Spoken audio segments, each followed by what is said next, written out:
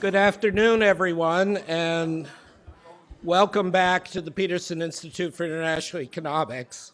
I'm Adam Posen, the Institute's president, and we're delighted to have the latest in the series of serious works and books by our colleagues on the issues, the critical issues of financial regulation, bank supervision, bank capital, and non-bank financial stability.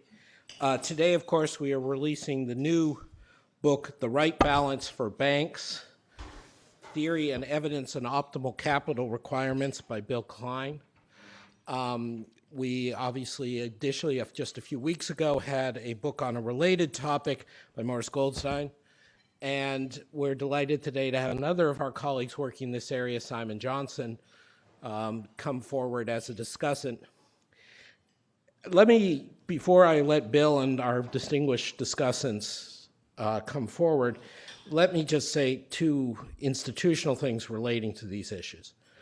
The first is just to say, as ever at the Institute, we're proud to have a difference of views when it's well argued and well thought out. And that's exactly what we have. We've had a variety of takes on financial regulation and supervision. Without making a big point of it, those of you who are following this will see a different place in bottom line and in approach in Bill Cline's book than was the case in Morris Goldstein's book, than was the case in things I've written, or Simon Johnson, or Nicholas Verone, or others. We're very proud to have that diversity of views.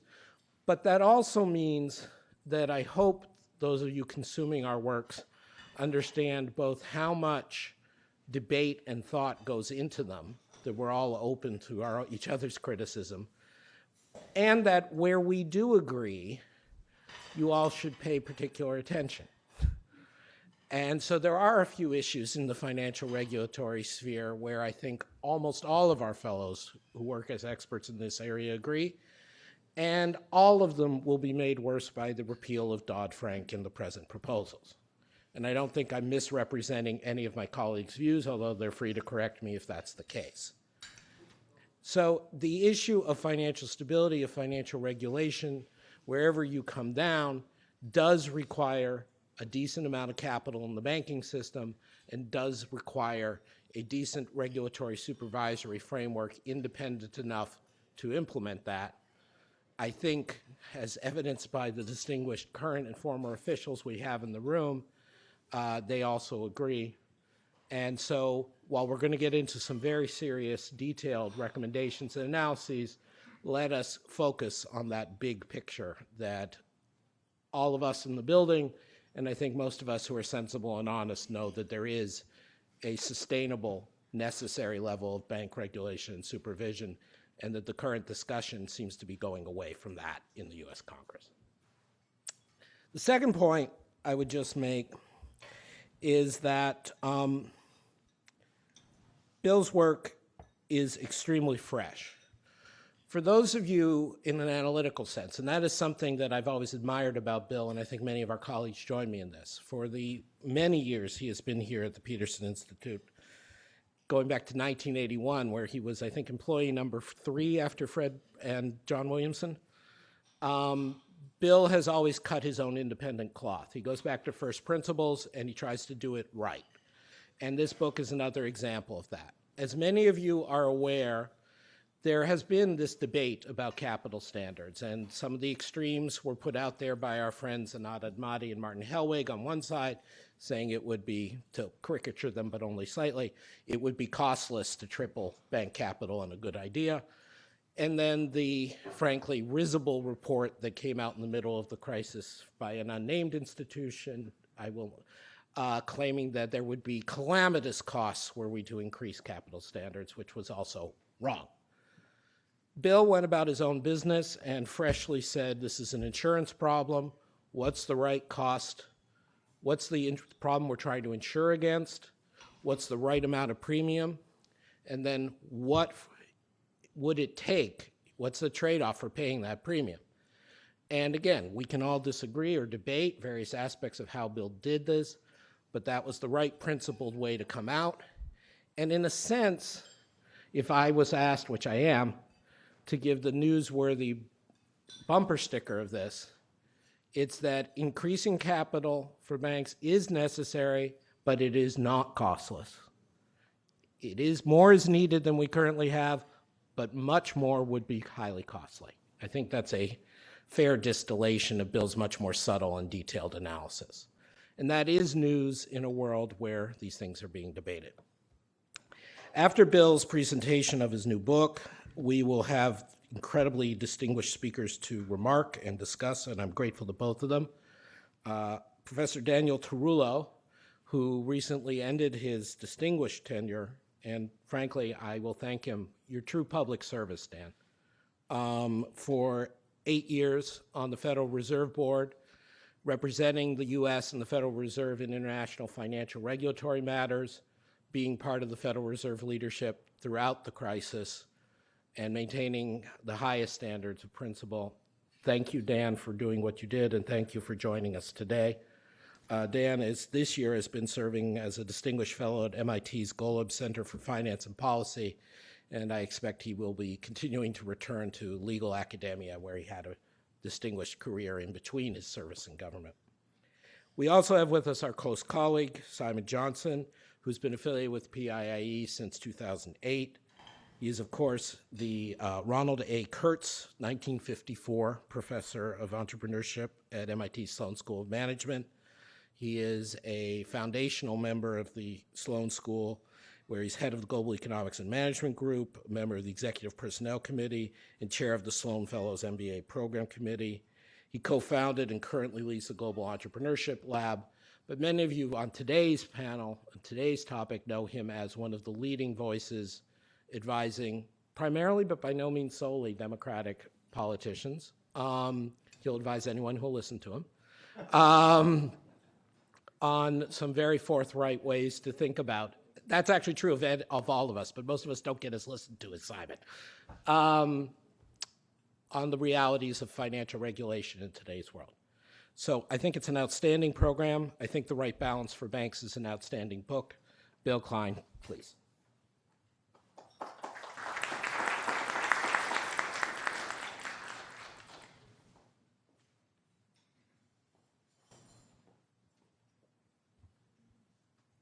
Thank you, Adam.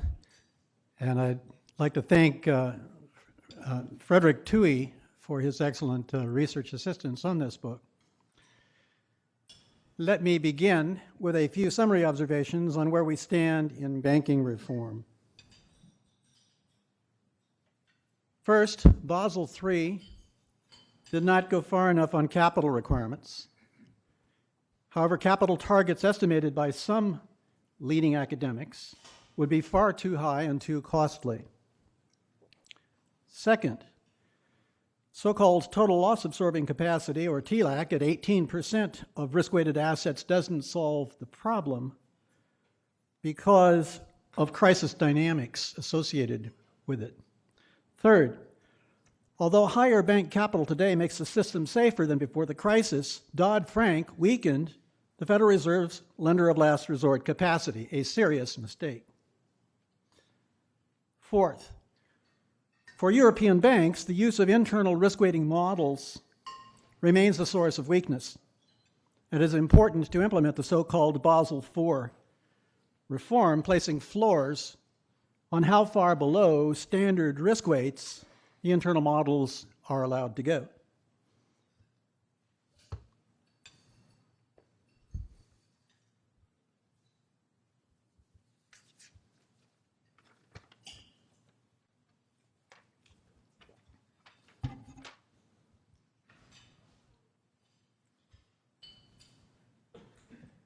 Let me next summarize the main findings of my book. These are also found on page 4.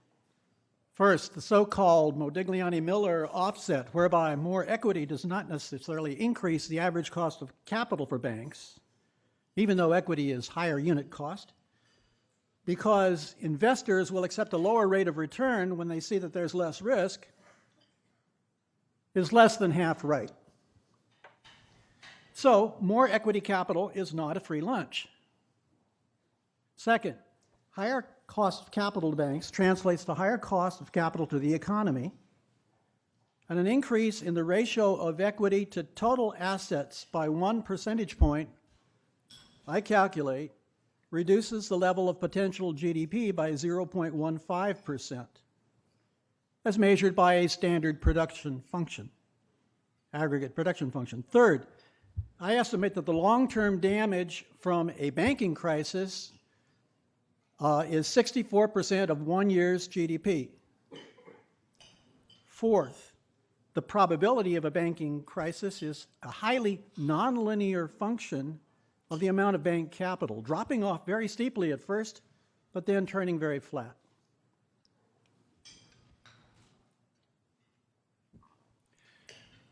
Fifth, the key finding of this study is that the optimal capital requirement of equity is 7 to 8% of total assets, which corresponds to 12 to 14% of risk-weighted assets. Sixth, Basel III's target of 9.5% of risk-weighted assets for global systemically important banks is accordingly too low. Seventh, the too big to fail literature, which has supported the TLAC requirements, incorporates an incentive to excessive risk-taking that I believe has been exaggerated and may have disappeared in the post-crisis period. Finally, the recent studies finding that there's already too much finance, I believe, confuse correlation with causation.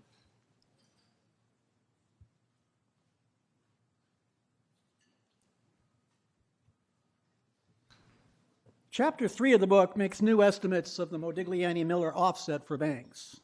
I use the original M&M formula as my estimating equation in this slide, instead of estimating the so-called market beta in the capital asset pricing model, which is known to seriously exaggerate the response of equity return to the beta. Using two different measures of unit equity cost for about 50 large US banks in 2001 to 2013, I find that the Modiglianimiller offset is only 45%. This estimate then becomes a crucial parameter in the analysis of the optimal capital ratio in Chapter 4.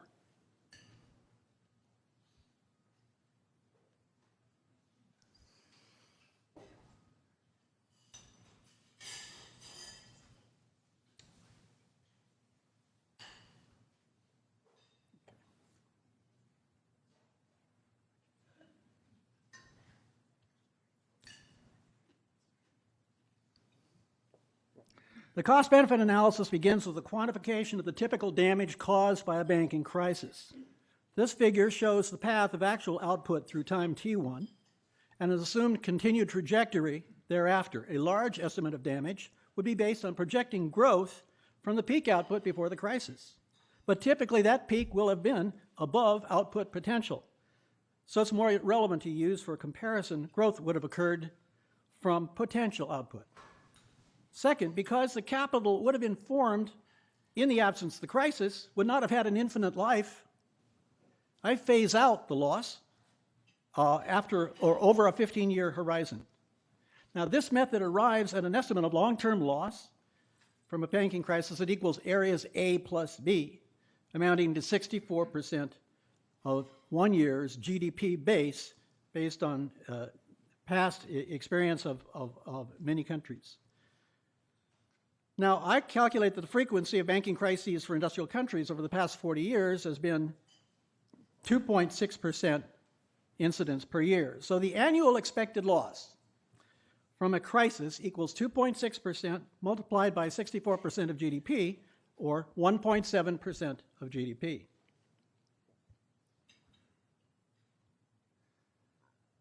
Next, one needs to calculate the benefits curve showing how higher capital reduces expected damages.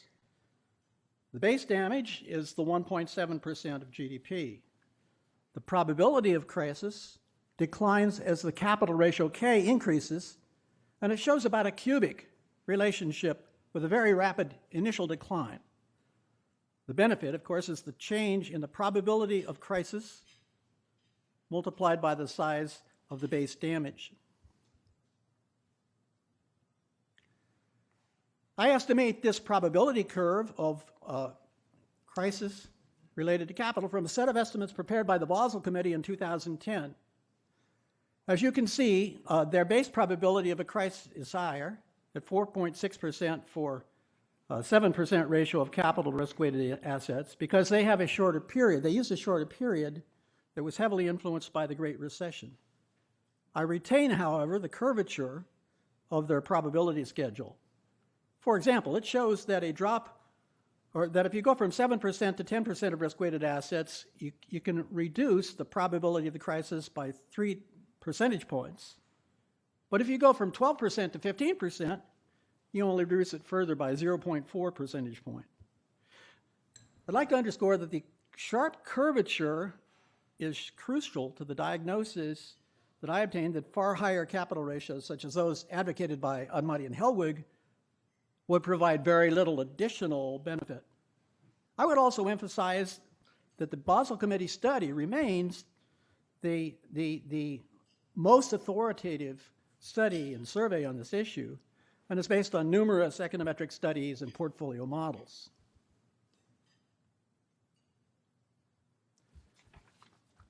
The resulting curve for the benefits of additional capital show a steep initial phase of improving results, but then the curve flattens out at a plateau of about 1.6% of GDP once capital reaches somewhere in the range of 7 to 9% of total assets.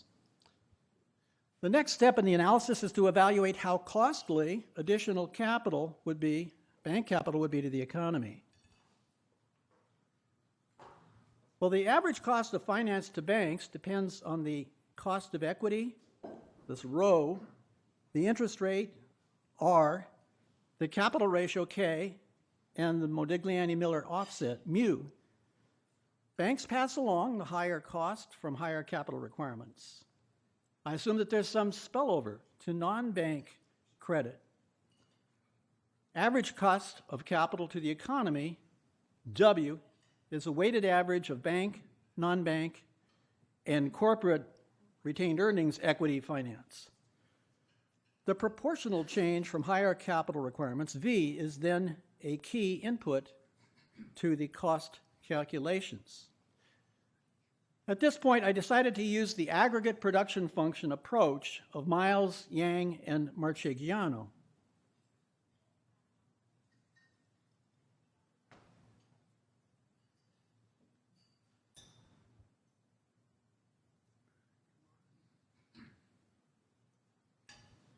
In this approach, the cost expressed as a proportionate reduction in output, C, depends on the proportionate increase in the cost of capital, V, the income share of capital, alpha, and the elasticity of substitution between capital and labor, sigma.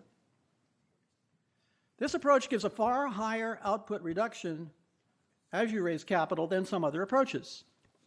For example, my colleague Morris Goldstein cites U.S. macro models as indicating that a 100 basis point increase in the federal funds rate would reduce output by 100 basis points after 2 years.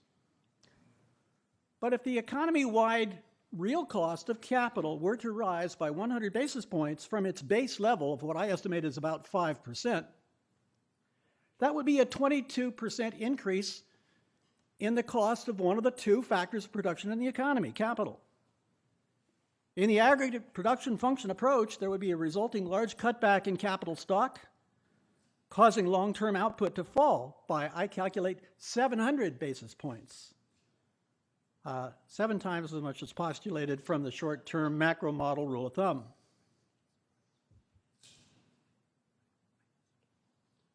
One could calculate the marginal cost of additional capital requirements by applying the chain of derivatives going from output impact to price of capital to cost of bank lending. This chain of derivatives turns out to comprise a series of constants. So the result is that there's a constant marginal cost of the economy of additional capital, psi. The cost curve is thus a straight line with a slope of, turns out, of 0.15% of GDP output loss for each additional percentage point of total assets in required capital. One can then confront the benefits curve against the cost curve and identify the level of capital where the slopes are identical. This point will be the optimal ratio of capital to assets. In my base case, the optimal ratio turns out to be tangible common equity at 6.7% of total assets, or about 12% of risk-weighted assets. I do a sensitivity test or analysis to calculate the optimal capital ratio using 3 alternative values for 7 key parameters, resulting in about 2,200 combinations. For example, I set the damage from a crisis as low as 30% of 1 year's GDP, or as high as 100%, and the Modiglianimiller offset as low as 35% and as high as 60%. The resulting histogram shows a concentration of likely outcomes in the range of about 6 to 9% of total assets. The median is 6.9%, and the 75th percentile is 7.9%. So, my central conclusion is that the optimal capital ratio is 7 to 8% of total assets, and this corresponds to 12 to 14% of risk-weighted assets. It turns out that my results are consistent with a median of the leading studies on this issue. Some are what I call heuristic or seawall studies. Some are dynamic stochastic general equilibrium models, but most are calibrated optimization models similar in approach to mine. I would note, by the way, that the Admati-Hellwig estimates is right at the beginning and right at the top of this chart, and it's an extreme outlier in this field.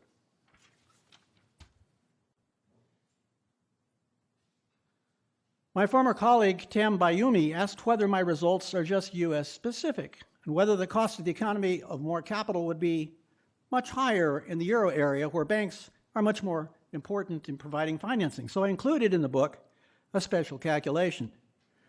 With corporations obtaining 1/3 of financing from retained earnings, the other 2/3 coming in credit, and with credit primarily from banks in Europe and primarily from non-banks, the United States, how much difference does it make? Well, I calculate that the optimal capital ratios would not be that different. For the US, the optimal rate will be only about 1/16 higher than the optimal capital ratio for the euro area. And this, again, I think shows the extreme importance of the curvature of the benefits curve and of the crisis probability curve. The book includes a special appendix on the recent study by the Minneapolis Federal Reserve, which found that the optimal capital ratio is 23% of risk-weighted assets. Minneapolis uses the IMF estimates of Dogger et al. On the amount of loss as relative to capital experienced in past OECD crises. But these include extreme cases, such as Iceland, that tend to give higher needed capital to avoid crises than would be likely for the United States and main European countries. The resulting Minneapolis curve for crisis probability actually starts out well below mine. I think that's because they made a logical error in not realizing that if banks held no capital at all, we would have observed more crises than actually occurred in the past. But the real action is in the right-hand side of their curve, where their cost curve is much, or the benefits curve, the cost curve is much flatter than mine. I'm sorry, I'm talking about the crisis probability. Now, with a flatter curve, the marginal benefits do not fall to the level of the marginal costs until a much higher capital ratio is reached. But again, the benefits at high capital are based on extreme cases such as Iceland. The book has an extensive initial chapter surveying the literature on optimal capital ratios, as well as a major chapter surveying the literature on issues associated with too big to fail and TLAC. Now, much of this literature is premised on excessive risk-taking by the largest banks because of subsidy of too big to fail.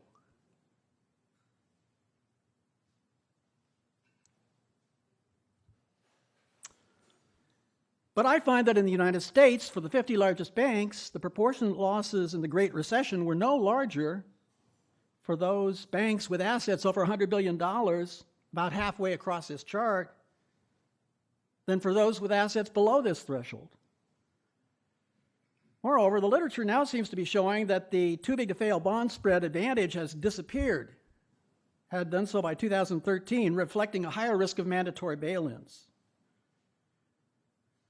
My literature search also looks at what I think may be one of the biggest unanswered questions, which is whether there are major economies of scale for the large banks. Finally, the book examines the recent studies in the so-called too much finance literature. I run regressions there to show that one could also calculate that there are too many telephones and too many doctors, and this is reducing GDP, and that is a manifestation of conflating causation with correlation of trends associated with a higher per capita income.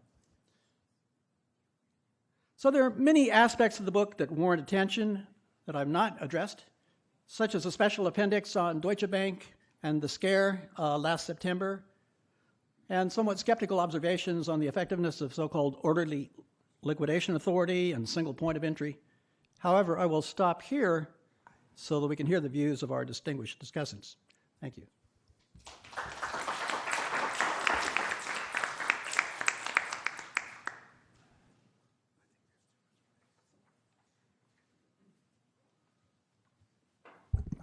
Thanks to Adam for his introduction, and thank you, Bill, for this important contribution to the challenging topic of cost-benefit analysis for bank capital requirements. Many of you know that Bill is no stranger to challenging topics, having tackled the economics of climate change a full quarter-century ago.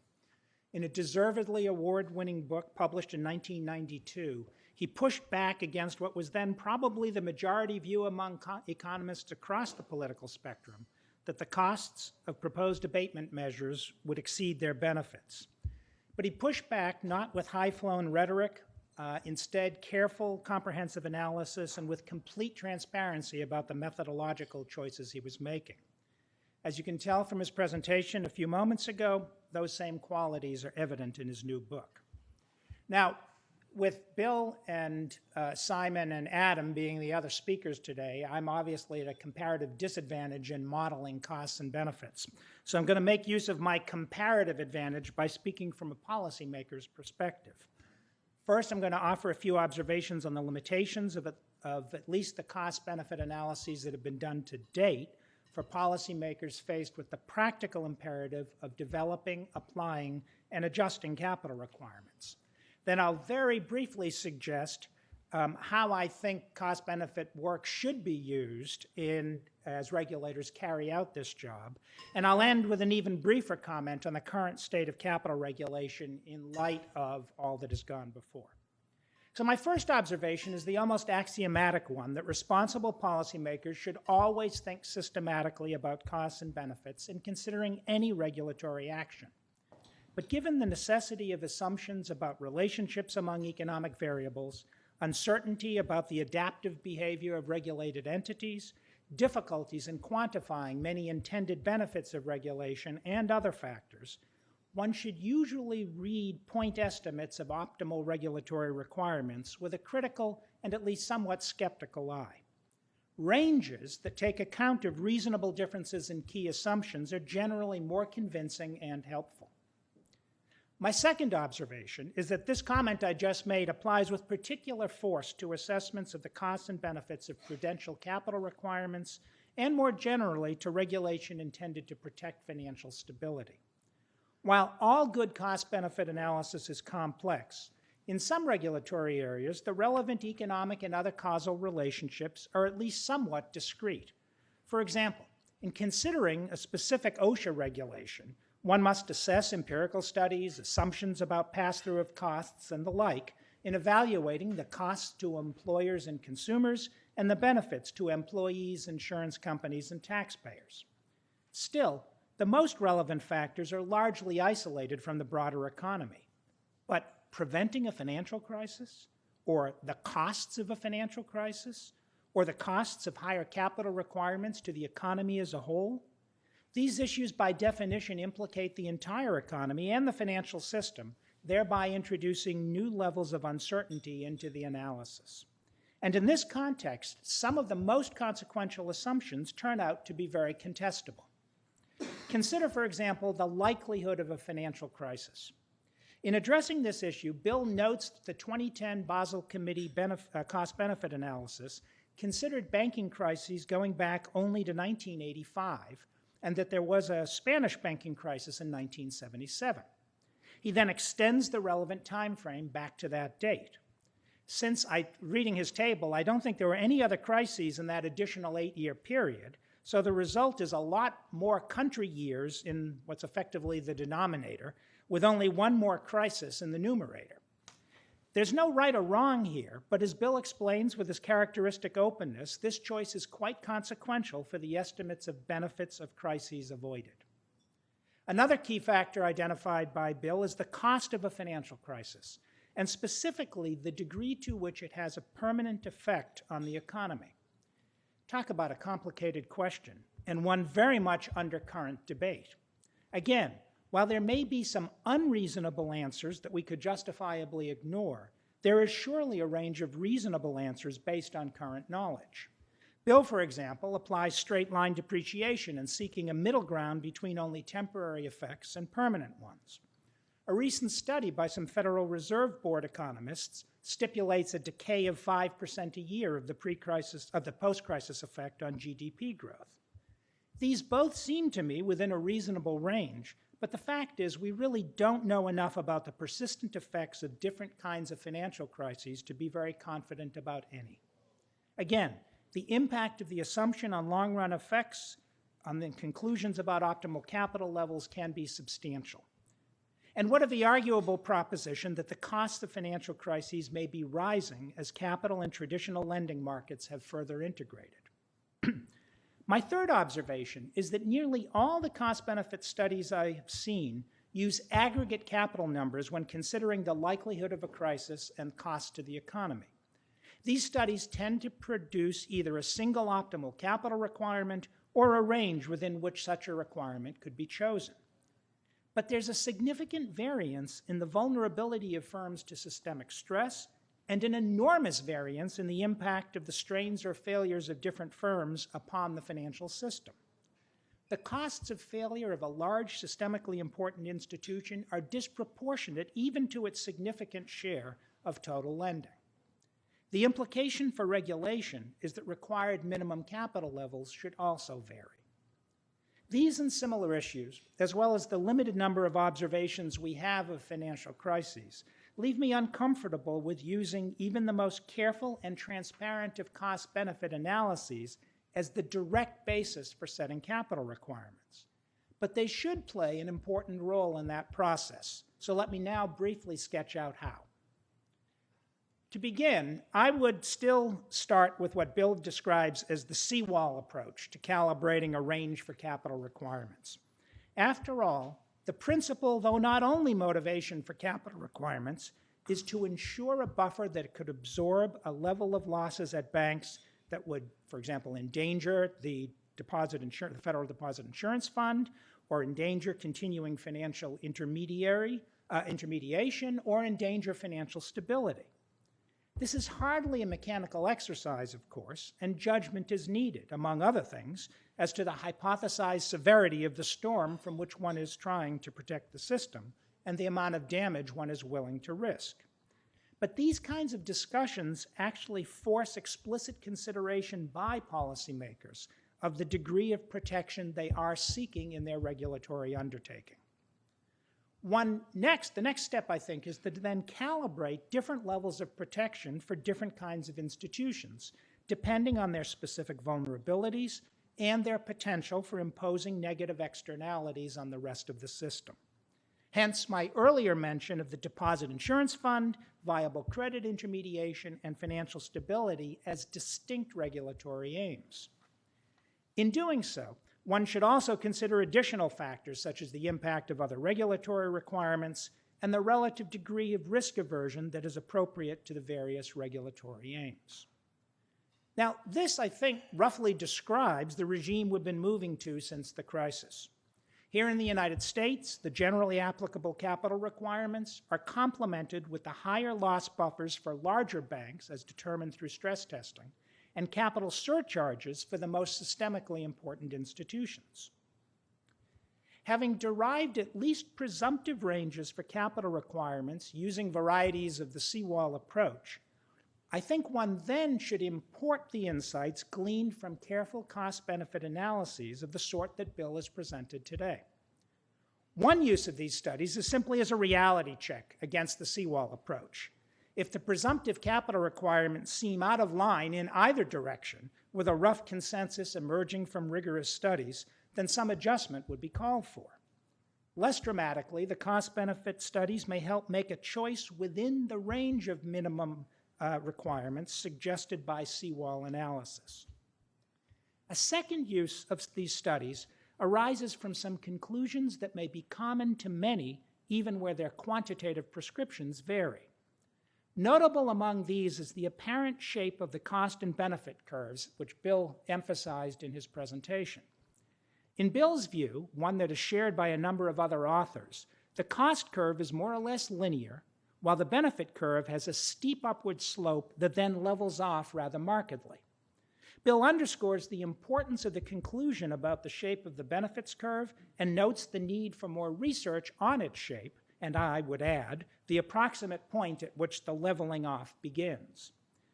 But if this general conclusion is correct, the implications for policymaking could be significant. For example, erring on the low side of capital requirements would yield a dramatic reduction in benefits because of the steepness of the slope there on the left. So finally, how should we assess the current set of capital requirements against the kinds of observations I've made and against the kinds of studies that Bill both rehearsed in his book and contributed to? Well, my own sense is that the generally applicable capital requirements, that is, those relevant to all but the 30 or so largest banks in the U.S., are just fine. As to the roughly 30 largest, that is, the group which is subject to the stress test and to the quantitative side of CCAR, I think they're probably okay for many of the regional banks in this group, because what the stress test essentially does is to substitute a more severe storm for that which is implicit in the generally applicable requirements. This is important to make sure that those 30 largest banks, which constitute about 3/4 of the prudentially regulated financial system, would be viable, continue to be viable financial intermediaries, even given a severe economic outcome. However, because the stress tests do not include second-order losses associated with financial strains, such as those resulting from funding shortages or fire sales, I regard the capital requirements for the largest banks, particularly those with extensive capital market activities and significant reliance on short-term wholesale funding, as still below where they should be. The fact that the surcharges have not yet been incorporated into the post-stress capital requirements for GSIBs means that we are not getting any de facto offsets of those vulnerabilities, much less the full additional protection from the negative externalities of GSIB failure that the surcharges were designed to address. Of course, if, as I hope, the Federal Reserve proceeds with previously announced plans to integrate the stress testing regime with point-in-time capital standards, then the requirements for non-GSIB stress test banks will decrease modestly, the requirements for GSIBs will increase, and the total amount of capital in the system will also increase somewhat. I note that while this is not Bill's policy recommendation, I think it's compatible with his analysis and with other studies cited in his book, as well as the recent Fed paper to which I've alluded. I would also note that while one shouldn't place too much weight on conditions at any single point in time, the profitability and lending patterns of the American banking system in the past few years would certainly not suggest that capital requirements are imposing unnecessary costs for the protection that they're buying. After all, we want sustainable, sound lending, not just more lending for the sake of more lending. If I have, there's just one more point, though, that I wanted to add that I don't have. I'm still, as you can tell, I'm still wedded to the old Fed prepared remarks approach. I'm going to start pulling myself away from that over the next few months. But one thing I was thinking about on the subway, on the way up, which I need to emphasize is if one takes this sort of tiering approach, if you look at the greater vulnerabilities and potential negative externalities associated with some or all of the GSIBs, then you can place higher capital requirements on that set of institutions, but not on even the rather large regional banks, thereby allowing more intermediation to be picked up there, where presumably you have more forthright funding patterns and less capital market involvement.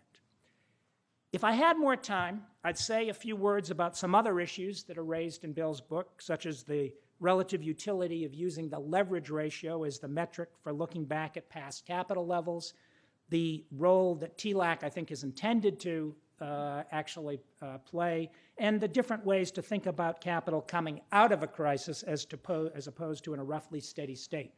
But I don't have more time, so I won't. Thanks.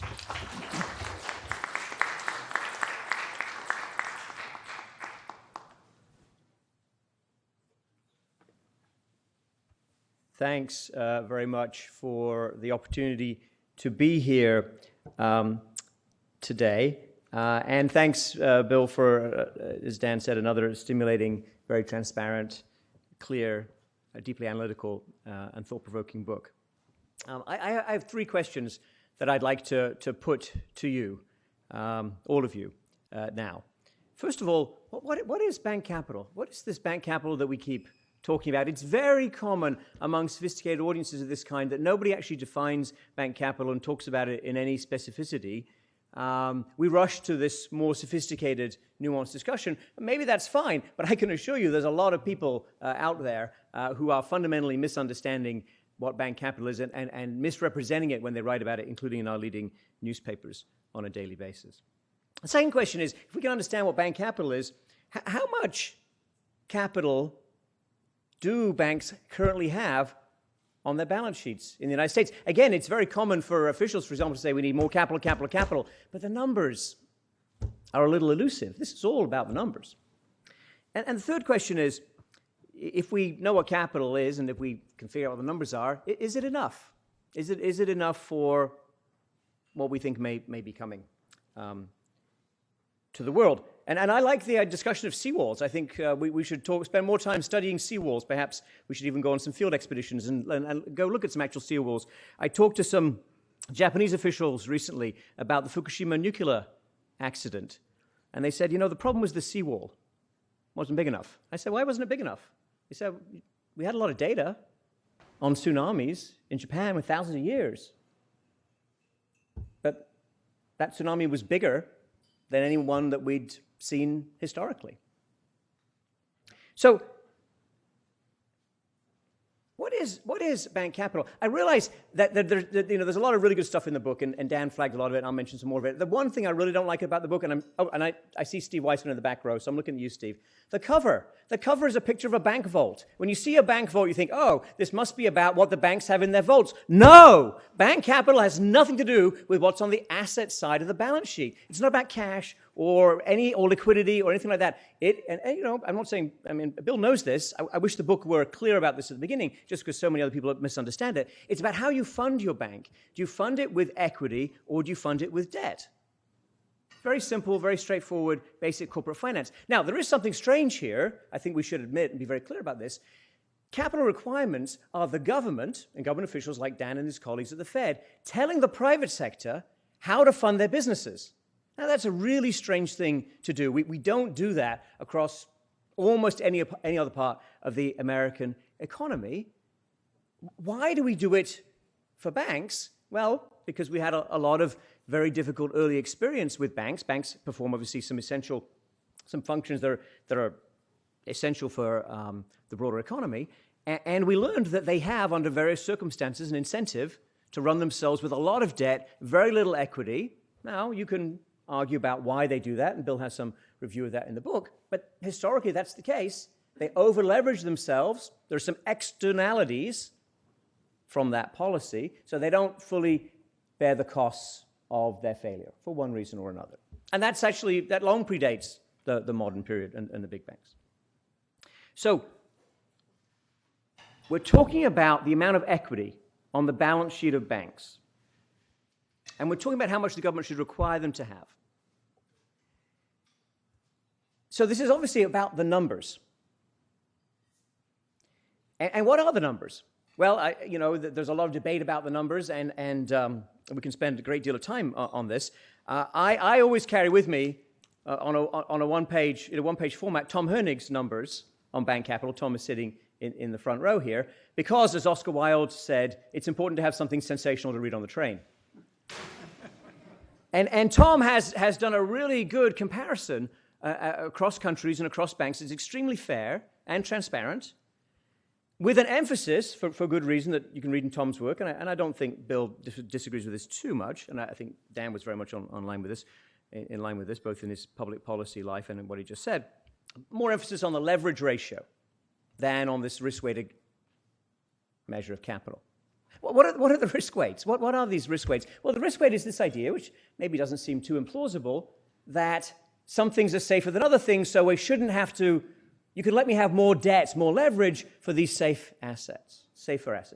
The problem with risk weights as an approach to thinking about banks and potential economic tsunamis is the definition of a financial crisis, I would suggest, is that moment in time when the risk weights are wrong. Mortgage-backed securities and everything related to that. European government debt and everything related to that. Those are two big ones of the past decade. So I think that draws us towards the leverage ratio. How much equity financing versus debt did the large global banks have in the run-up to the financial crisis of 2007, 2008? Well, the most leveraged of them had less than 2% equity. That's more than 98% debt on their balance sheet. That's a lot of debt. And as Bill points out and emphasized, and Dan said the same, that's your loss-absorbing part of the balance sheet. That's what stands between you and being insolvent and all the complications that come with insolvency for these large global financial institutions. The average, I've gone back and tried to reconstruct the Hoenig measures back in time. It's not easy to do it for all the banks, but as far as we can determine, the average for the large US banks before the crisis was between 3 and 4% equity financing, measured on the basis I just defined, and for the European banks it was between 2 and 3%. Very highly leveraged. And officials have said, Tim Geithner has said, it's capital, capital, capital is the heart of the reforms, and I don't disagree with that. So how much capital do we have today on our balance sheets? Well, if you take the average for the big U.S. banks in Tom's numbers, it's just over 6% equity, so about 94% debt. Now, that's a change. There's no question about that. It's a big change if you measure 2 to 4 to 6. Yes, you can define it that way. Is it enough to withstand the shocks that we're going to face? And I think that Dan put his finger on a really key point that I wish Bill would emphasize a little bit more, including when he presents the book, because there's a lot in the book, Bill, and I think people are looking to you to give them some guidance, including on the practical side for how to interpret this for policy. As Dan said, we have some small banks, we have some regional banks, we have some larger regional banks, and then we have some very large global banks in the United States. In fact, we have banks that, if we measure them correctly, and the measurement of bank balance sheets depends on how you account for derivatives. Again, there's some controversy there. I like the Tom Hoenig approach. I like the Federal Reserve's approach in the systemic risk reports. So what's the exposure, total exposure, including what you can infer from derivatives and other off-balance sheet obligations? We have a bank like JP Morgan Chase in these numbers at $3.3 trillion total assets. We have Citigroup at around 2.3 trillion assets. We have Wells Fargo just over 2 trillion, Bank of America at 2.8 trillion. Very large global banks. Now, I think the world is risky, and I think we should have a bigger seawall, which means higher equity capital requirements for those banks. I agree with Dan. I think that the capital requirements for the smaller banks are fine. These banks, by the way, fail with some regularity. It's not a particularly traumatic event, and everything should fail in a capitalist economy. I think that's fairly fundamental. I don't think there's a problem there. I think for the smaller regional banks, I also don't have a major issue. with capital. They have much more transparent, simpler business models, as Dan said. That's pretty important. These big global banks are new historically. Before 1995, we didn't have banks of this scale and this complexity with this amount of derivatives trading. You know this because we didn't have derivative markets anywhere near this scale. And what we learned in the crisis, and Bill's written extensively about the Lehman crisis with Joe Gagnon and others, what we learned is it's very difficult. When it gets complex, it's very difficult to unwind these institutions through bankruptcy. And, what was the cost of that crisis? Should we measure it just in terms of GDP? Should we measure it in terms of the impact on the broader economy, the millions of people who lost their jobs, the permanent loss to those people? Or maybe we should measure it in terms of the impact on our political system, which as far as I can see is still unfolding, and it's quite profound, or the risk to the global trading system. Looking at Fred Bergston here, who's fought long and hard for a sensible, fair global system that completely seems to be in jeopardy to me right now. So I think that the tsunami you have to fear is the tsunami that will take down these very large, complex global banks. It's a US responsibility. It's a European concern as well. There's a few other countries, but not that many, that need to consider that. And I don't believe, to go back to the Fukushima example, that it is entirely wise to rely on historical data. I think you should look forward. I think you should look at the kinds of risks that may manifest themselves, not what happened in the last 10, 20, or even 1,000 years. The world is changing. Economic and financial structures are changing. And I think, Bill, it would be fascinating to redo your analysis on the basis of higher capital requirements for the largest globally important systemic banks, because if you're right that the cost of capital goes up for them, and I find that not completely convincing, but if that is right, and the business shifts to other banks that are less complicated when they fail, I don't have a problem with that. If it's the case that these big banks become a little bit less large, a little bit less complex, that seems like it has some advantages also.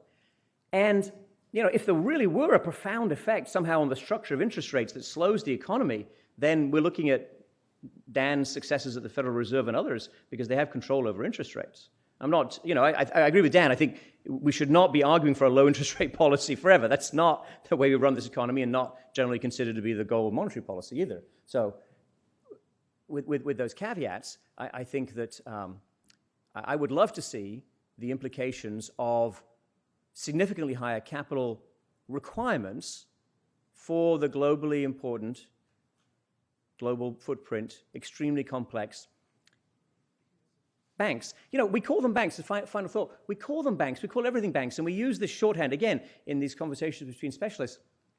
I also find that to be somewhat misleading, to be honest, because much of what these very large financial firms do, they have a banking license, right? So it's fair to call them banks. The ones that got into trouble before the crisis, of course, were not strictly speaking banks. They were investment banks, which meant they were large trading houses, trading financial securities. And that's what a very big part of what the large global banks do today. Now, if it's the case, and Bill does take this position on to some degree, if it's the case that having these big, complex global financial institutions that have all developed since 1995, if they have some fantastic economies of scale, which you say in the book, or some other special source that is really great for productivity or growth across the economy, where's the result of that? Can you show me a single study that demonstrates with any degree of clarity or plausibility that the creation of these big global banks has benefited anyone outside the financial sector,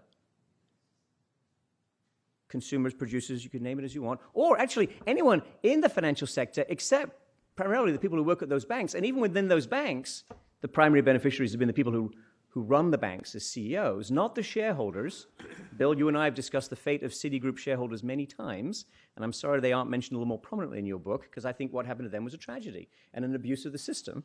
And I think that it would be extremely useful and a nice complement to your otherwise extremely constructive book to dig more deeply into the effect of, as Dan suggested, differentially higher capital requirements for these very large banks. Thank you.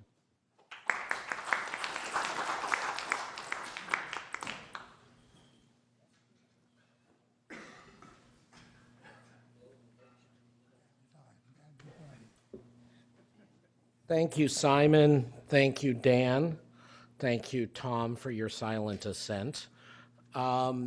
We now have the opportunity to draw together Bill and our distinguished discussants. Rather than give Bill any sort of rebuttal correction time, which he can do, what I'd like to do is actually pick up on something Simon said and make sure we're all on the same page.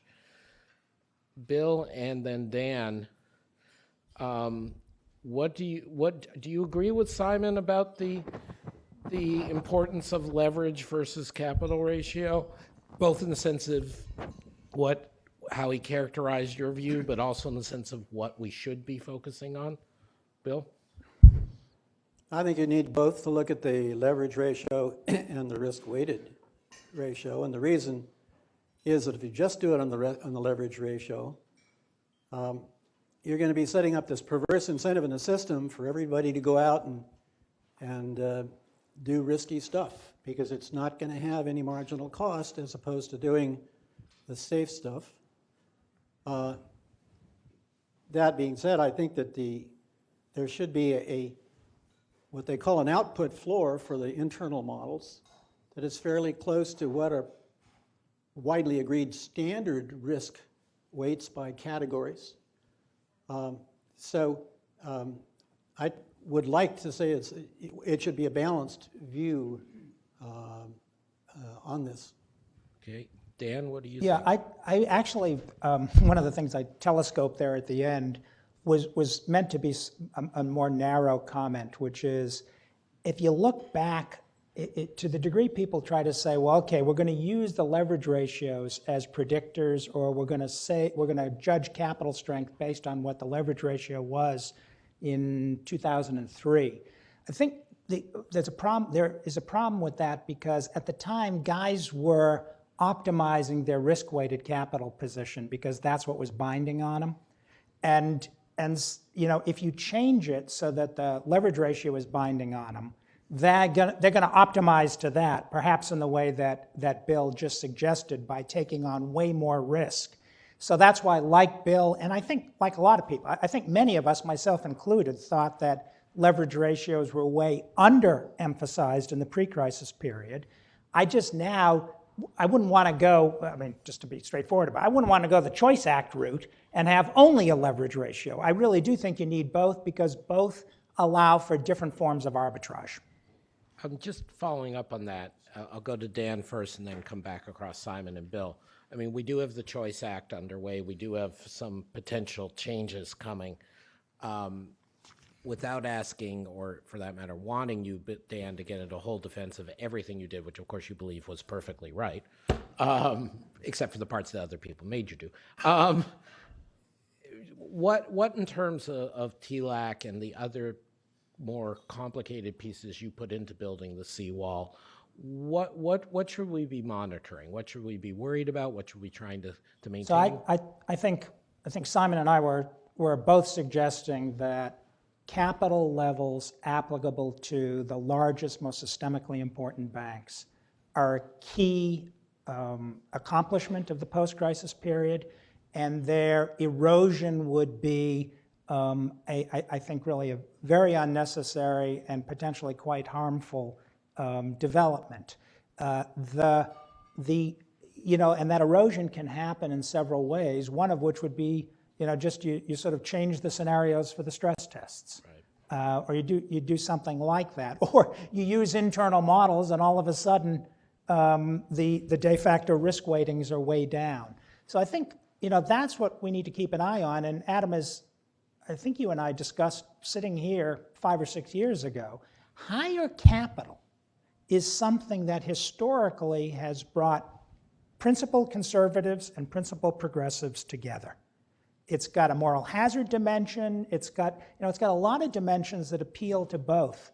As the Wall Street Journal has editorialized for higher capital, and people on the left have been advocating for higher capital, I think there's something to be gleaned from that convergence of views. So I really do have that right at the top of my list as a prudential regulator. Consumer protection is a whole other issue. Right. Simon, I do believe that that's very much a line you've been on, but is there anything you want to add on this issue? I think, look, I think we're agreeing a great deal on this issue. And on the Hernig one-pager, just to be clear, if anyone hasn't seen it yet, it has both the risk-weighted capital and the leverage ratio. And I think Dan put it well. Before the crisis, we had too much emphasis on the risk-weighted version, and I would lean harder on the leverage version, particularly because the capital requirements are extremely complicated and very gameable. And I worry that now that Dan's not there, and the other changes, that in the complex details that are not fully observed from the outside, like exactly what's inside the stress test, and Morris Goldstein has written eloquently about this, that system will unravel in ways that are not sufficiently evident until it's too late. So I would rather keep it simpler, more transparent. That's a nuance or an emphasis. No, but it's worth spelling out. Thank you, Simon. Bill, I just wanted to come back to you because both Simon and Dan you're very, as always, very forthright, very clear, which is something we all want to be. You are less concerned about both the too much finance and especially the too big to fail than some of your colleagues here. Could you just go into a bit more detail about your views on that?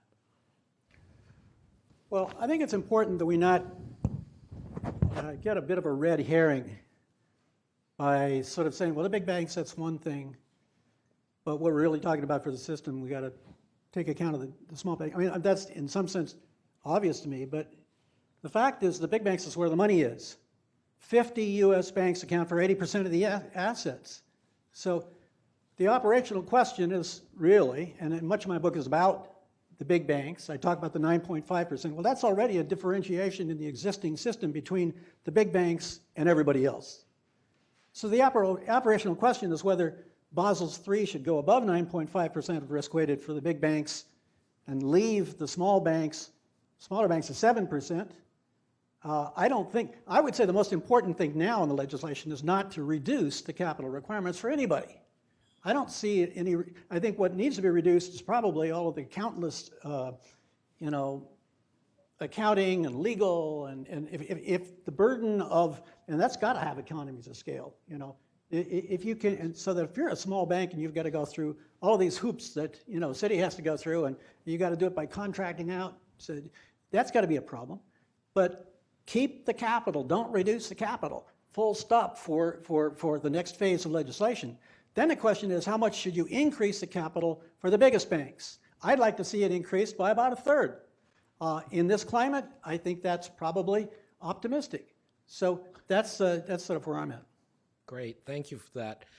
As ever, our guests have consented to taking questions on the record. Jessica has a roving mic up front. There's a standing mic at back. Any volunteers before I continue trying to find fissures between the three of them? No?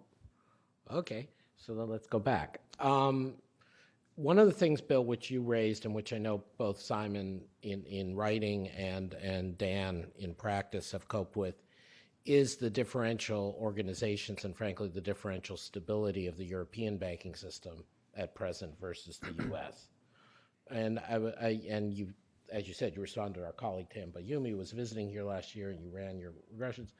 Again, can we bridge it to practice a bit? Where do you see the European banking system having to go from here? And then maybe Simon, sorry, I said your name at exactly the wrong time.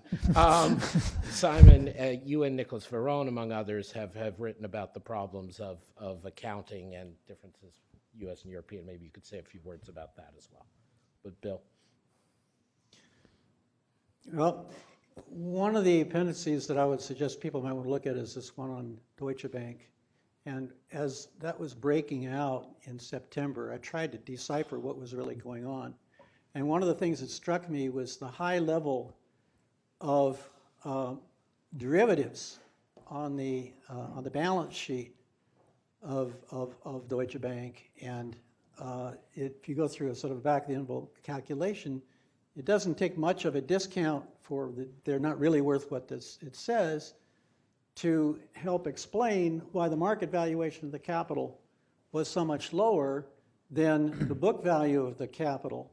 And this is a pattern that distinguishes the European banks from the U.S. banks. The U.S. banks tend to be a lot closer of that. So I think there's some questions there. I think the most operational question on the European banks, as I said, is the the Basel IV, and that seems to have fallen apart. I mean, it looked like there could be some sort of agreement on these output floors for internal models. I guess it's also interesting to keep in mind that, you know, Simon's very concerned about these large U.S. banks, but, you know, in Europe and even in Canada and Australia, you know, the large banks have a much larger percent of GDP, assets a much larger percent of GDP than in the U.S. So if we're in trouble, that in some sense maybe they're in real trouble. I guess I don't think Simon disagrees with that. Well, there you go. I think an interesting question is whether, I don't think Europe has undermined lender of last resort as much as we have. I think the ECB has, you know, a lot of flexibility, and now they have undermined it to some extent by, I think both places we've gone to a sort of a political demand to not have the taxpayers bail out the banks, and that is at odds with the lender of last resort, you know, function. And so, I don't know, these are just some of the issues that come to my mind when I think about European banks. I mean, it does seem that some countries in Europe are acting more forcefully to make sure that we just saw Banco Popular in Spain, whereas there are lingering doubts about what the situation is in Italy.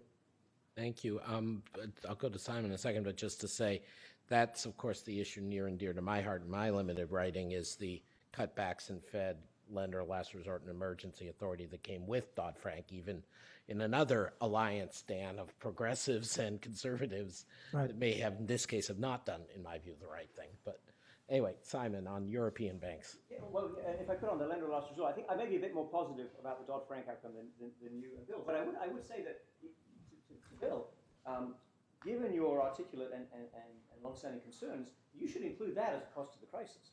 Right? So if one thing is the output cost of the crisis, the other is what does it do to your the mechanics of your institutions, including how your central bank operates. I mean, I think the hit to the legitimacy of the Fed, from before Dan got there, was considerable, and that had some unfortunate consequences. You guys are flagging one of them, I might flag others. So I think that this is another reason to worry about costs of the crisis. And the question was about the Well, just in quick, you know, you were nodding vociferously to saying Europeans have more trouble. Back to nuclear power. If somebody says to you, look, we just found out this kind of reactor you have in your country is dangerous, I don't think a helpful reaction is say, well, you may be right, but look, they've got 5 of them in Germany and 3 of them in Japan. No, we have a dangerous technology at work. We should build stronger safeguards around it. This is my point. And I think that if other countries have more of this, I feel sorry for them, and I'd like to help, but I think I'd focus on fixing my own country. Let me turn, since it is, I mean, Bill and Simon are treats to listen to, but of course they're in some sense internal to the Institute. Let me turn for the last word to former Governor Tarullo. You've been back and forth with the Europeans and the Japanese and God knows who else in the FSB. Well, we do know, but anyway.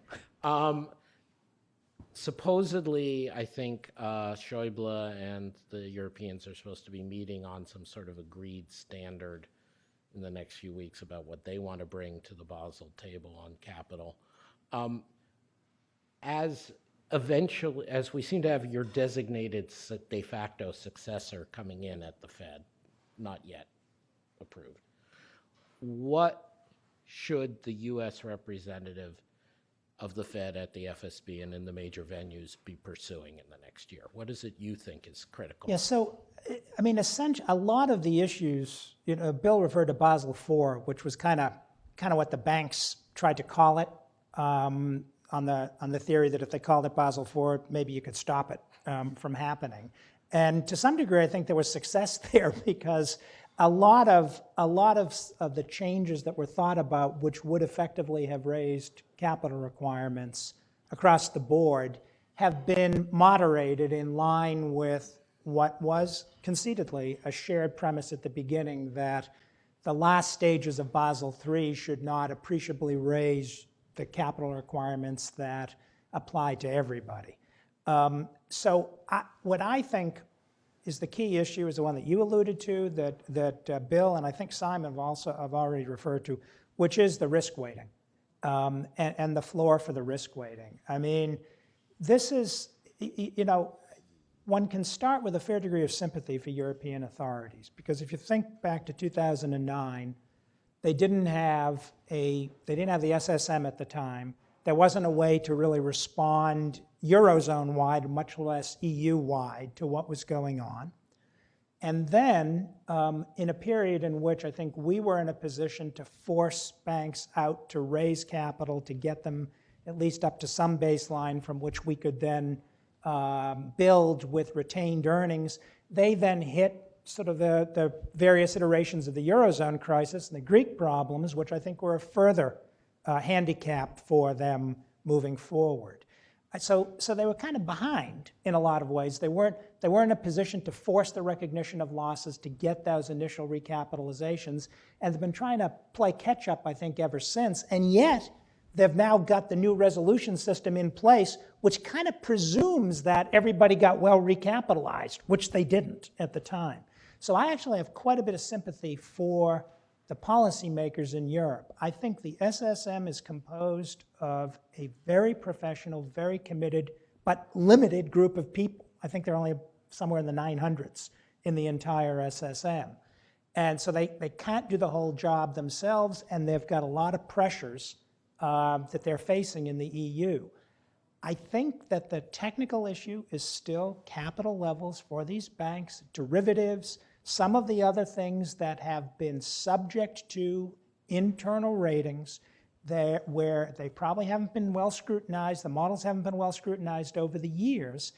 And I just worry that the level of resistance in some quarters to an 80% floor of standardized reflects not enormous confidence in the greater risk sensitivity of the internal ratings-based approach, but the fact of a bunch of stuff that's still sitting on balance sheets that really isn't worth what it says it's worth. And as Simon said, capital is not something stuck in the vault that's on the front of Bill's book. It's the difference between assets and liabilities.